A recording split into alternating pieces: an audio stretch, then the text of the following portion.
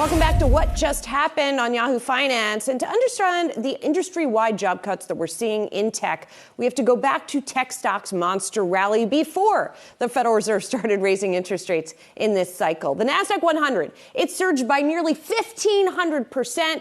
If you look back to its prior big bear market low, that was all the way back in 2008, and its most recent high, which happened around November 2021. And that period, not coincidentally, was characterized by what you see on the bottom here, which is ultra low interest rates. We did have a brief period of increases in 2017 and 2018 before rates were cut again.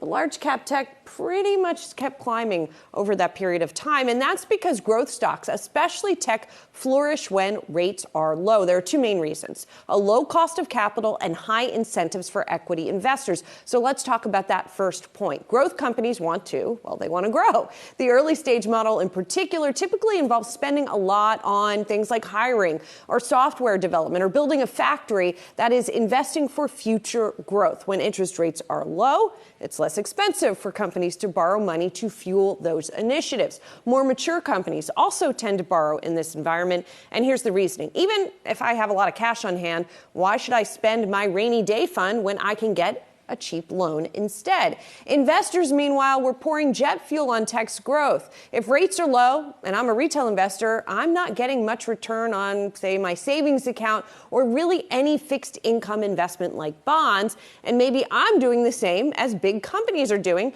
and borrowing money to invest. For example, if I get a loan and pay 3% interest on that, since I'm pretty confident I can make a higher return elsewhere or a much higher return elsewhere in the stock market, for example. All of this reasoning and all of this came to a halt last year as inflation proved to be quite intransitory. The Federal Reserve started raising rates and then it kept going. And that has triggered what's called tightening in financial conditions. Among other things, borrowing costs for companies have gone higher and institutional and individual money is no longer flooding into the stock market. That's all resulted in the womp womp for tech stocks in the past year. Despite a rally so far in 2023, the Nasdaq 100 is still down about 28% from that high that we were at back in November 2021.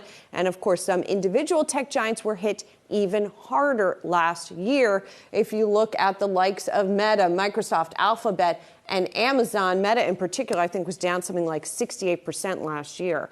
And there's the idea that investors are paying a premium for growth stocks' future earnings. Their reputation rests on the promise of future earnings.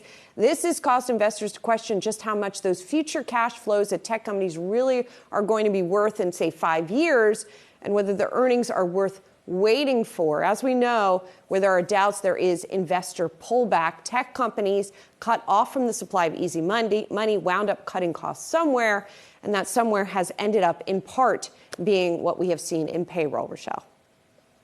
So then, Julie, with that in mind, then, if investors are pulling out of tech, where is the money now headed instead? Well, some of the money has gone back into tech, as we've seen so far in 2023. But traditionally, when people are looking for a potential slowdown or a recession on the horizon, they go to a few places, right? They go into fixed income, and we have been hearing that from investor after investor. Fixed income, one of the most popular trades this year.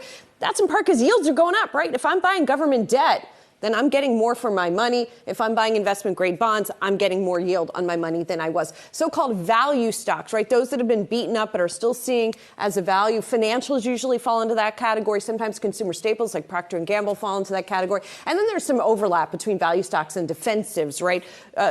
Companies that are seen as being able to expand their profits even in an economic downturn. You've got energy stocks, although there's some crossover with value, as I said, like the likes of ExxonMobil, and then actual defense companies sometimes as well, like a Lockheed Martin.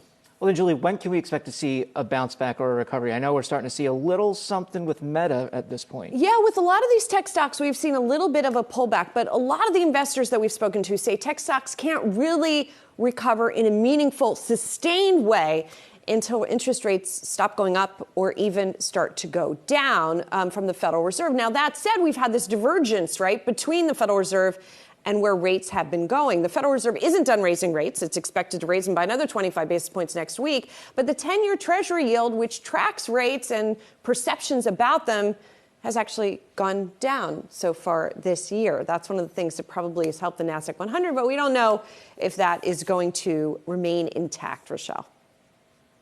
Indeed. Don't know when the Fed is going to take their foot off the gas or pause at this point either. Great stuff there, Julie Hyman.